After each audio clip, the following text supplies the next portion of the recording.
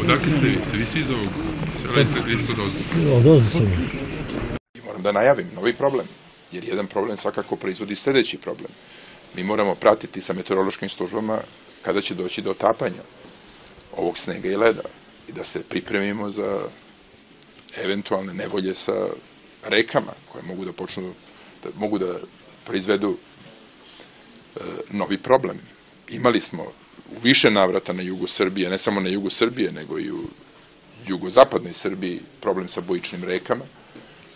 U Leskovcu je to bilo pre 2 godine, čini mi se, u Leskovačkoj opštini i moramo biti pripravni. Tada je bio veliki problem sa kanalima koji nisu bili očišćeni. Gospodin Marić iz Centra za vanredne situacije ima informisao da su neki popravili situaciju, ali neki nisu. Treba da svi budu pripravni za takav trenutak i odmah, čim bude prilika, da se čiste kanali. Ja se nadam da ćemo imati postepeno otapanje snega i da neće doći do naglog skoka temperature, bi to bilo porazno. Ali moramo da budemo pripravni, da reagujemo na organizovan način.